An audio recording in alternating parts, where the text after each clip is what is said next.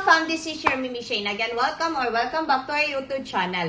For today's video po, pag-uusapan po pa rin natin si Popo Live Up 2025 at ang ating topic ngayon ay mga tips po, mga tricks po, mga ways po para po kumita ng mabilis dito sa app na ito. Meron pong 8 ways para po kumita ng mabilis dito. Pero bago natin pag-usapan yan, don't forget po to like and share our YouTube channel and hit the notification bell para naman po ma-notify po kayo once may mga new business po akong i-upload. Thank you so much mga kapam!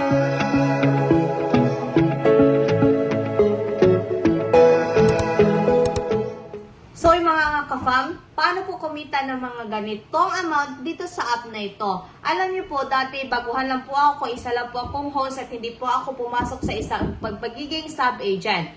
Ang ginawa ko po dyan, number 1 po, para po akong mag-earn ng ganitong kalaki dahil po pinag-aralan ko ang app na ito. Nag-search po ako, nanood po ako ng mga videos sa YouTube at may natutunan po ako dyan at dahil po dyan sa pag-explore ko, at gumawa ko ng sarili kong agency, dyan po nagsimula ang pagkita ko ng ganito kalaking halaga. At syempre po, gumawa din po ako ng YouTube channel para po mapanood ninyo at matutunan po din ninyo kung paano po magsimula sa app na ito.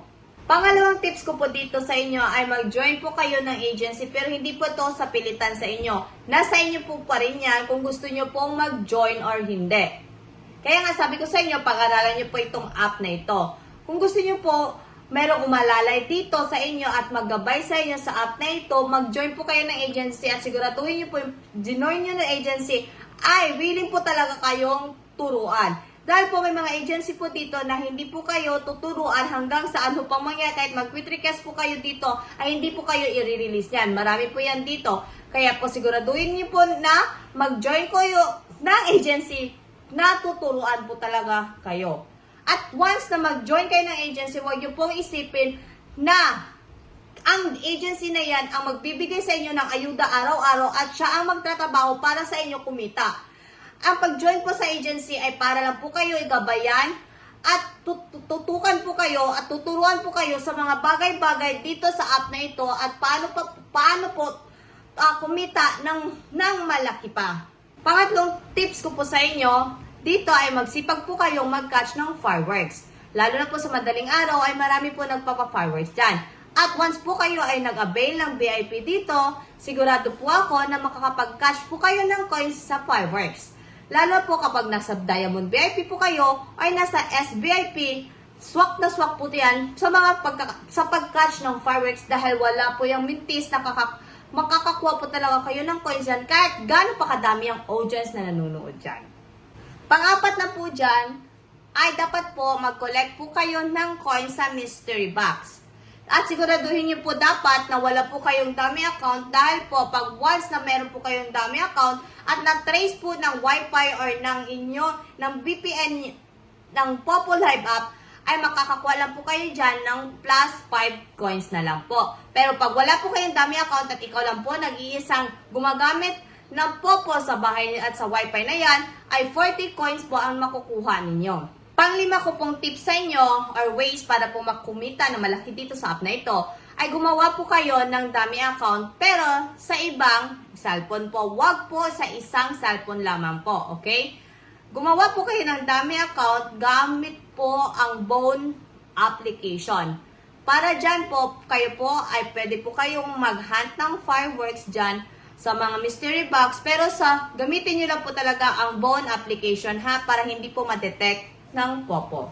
Pang-anim po ko po dito na tips sa inyo ay mag-collect po kayo ng coins sa Lucky Box. Doon po kayo tumambay sa mga nag-stream or nagkumakanta, nagda-dance or sa mga vloggers, sa mga artista na mga party. Dahil doon po maraming bumibigay ng mga lucky box, okay? So doon sa maraming viewers na mga artista, doon po maraming bumabagsak na mga box. Yung red box po, yun po yung tinutukoy na lucky box. May mga coins po kayo makukuha dyan. So kapag once nakapag-ipon po kayo ng coins, ay pwede nyo po yun i-trade at magiging points na po yan. Pang-7 ko po dito na tips sa inyo, kayo po dapat ay magpakota. Ano po ba yan? dapat po kayo po ay umabot ng 150,000 points na na-receive dapat ninyo na gift. Converted into points na po dapat yan. So, magkakakota na po kayo at once nakota na po kayo, automatic po kayo, meron na po kayong 3,000 per hour na po ang hourly wage niyo dahil di ba po ang mga normal wages dito sa mga normal user ay nasa 1,000 lang po. Pero once na kayo po ay kota na within that day, ay may lalaki na po ang inyong hourly wage. O, di ba? Dapat po, masipag lang po, madiskarte para po at magpahagis po kayo, magpasend po kayo, mag-trade po kayo ng mga gift na ibibigay po sa inyo para maging kota po kayo sa araw na yan. So, sample kota po natin, kung makikita nyo po dyan, kapag nakakota po kayo at marami po kayong gifters na nagbigay sa inyo ng mga gift or naging converted into points na po yan, meron po dito mga 12,000 per hour na po nakukuha ninyo sa hourly wage. Depende po yan sa inyong points na natatanggap sa inyong account. So kapag once na kayo ay nakakota na dyan, dapat po ay i-maintain nyo lang po yan, mag-collect lang po kayo ng mga coins at i-trade ninyo yan at hindi nyo na po mapansin na nakakota na po pala kayo dyan sa araw na yon. Paano po ba i-maintain yan? Paunti-unti nyo pong dagdagan yung coins na iti-trade ninyo para hindi po kayo mahirapan at hindi po babalik po yan sa zero or magbalik po sa normal host na 1K per live. Okay? Ganun lang po, mag-maintain ng quota. Dahil mahirap po talaga, mahirap po ibalik po yan once kayo ay bumaba na po ang inyong quota. Okay? Ang pangwalong tips ko po sa inyo at huling tips ko ay mag-invite po kayo ng friends. Once na ginamit po nila ang inyong link at nag-download ng Popo Live app gamit ang link ninyo, ay makakakuha po kayo dyan ng commission. At once na ginawa nila ang task na new user, straight yan at walang mga violation, meron kayong automatic makukuhang 70,000 pink points. Once talaga na hindi sila nagkaroon ng violations within 7 days na promo dyan sa new user, okay? Dyan pa lang, magkaroon ka lang ng diskarte, makakapag-earn ka na ng malaki dito sa app na ito. Dapat po madiskarte lang po talaga kayo dito at masipag. Yun na nga, dapat po kayo ay magtambay sa party live, mag-collect nga ng coins, mag-collect nga sa mystery box, magpasok sa mga fireworks, mag-collect sa lucky box, ganun po. Pumunta po kayo sa mga nagpa-party live or sa isang panel, umupo po kayo doon, magtambay po kayo, magpaalam po kayo.